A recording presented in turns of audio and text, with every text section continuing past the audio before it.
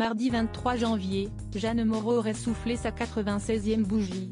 Avant son départ, survenu le 3 juillet 2017 alors qu'elle avait 89 ans, celle qui a reçu 2 Césars d'honneur, en 1995 et en 2008, a donné des directives précises pour son héritage.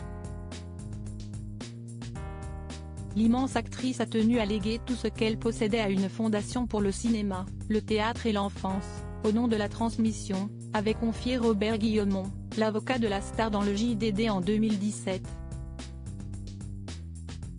Ce qui comprend l'ensemble de ses biens et de ses droits moraux et matériels d'auteur, de réalisatrice et d'interprète, énumérait toute la culture dans un article paru quelques mois après sa mort. Pour tenir le rôle d'ambassadeur de la fondation, la comédienne qui a joué dans plus de 130 films avait choisi Étienne Daho. Un choix qui n'est d'ailleurs pas anodin, puisque les deux comédiens sont devenus très proches après avoir partagé l'affiche de Un condamné à mort, une pièce de théâtre de Jean Genet, précisait à l'époque Le Parisien.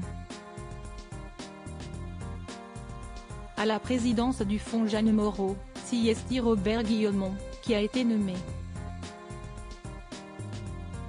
Nous respecterons sa vision CST lors d'une soirée organisée en l'honneur de la comédienne hors pair, en décembre 2017 au théâtre de l'Odéon, à Paris, que la grande nouvelle avait été annoncée. Sa fondation sera vouée à toute activité culturelle et artistique. Quant à l'enfance, c'était sa préoccupation et sa volonté d'être tournée vers l'avenir. Nous respecterons sa vision, avait alors expliqué le président de la fondation lors de sa prise de parole, rapporte Le Parisien. Cette œuvre caritative, celle qui a vécu une idylle avec Pierre Cardin en parlait depuis une vingtaine d'années, a-t-il également précisé devant un parterre de stars comprenant le directeur du Festival de Cannes Thierry Frémaux, Pedro Almodovar ou encore Céline Sciamma, pour ne citer que. Depuis, plusieurs événements ont été organisés pour apporter des fonds à la fondation.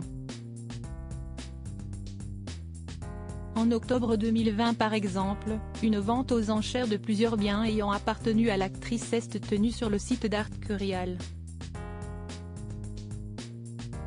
Les aficionados de la mère de Jérôme Richard ont pu tenter leur chance pour acquérir l'une des 300 pièces mises en vente, parmi lesquelles se trouvait un ensemble en soie brodée signé Chanel, que l'actrice avait porté lors du Festival de Cannes en 2003.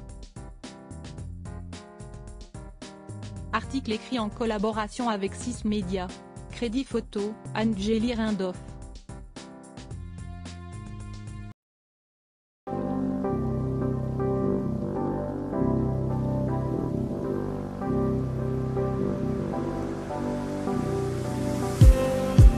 Just need some that will wake me up enough to fight, 'cause you let me down it for me to not let me count the minutes. I just need some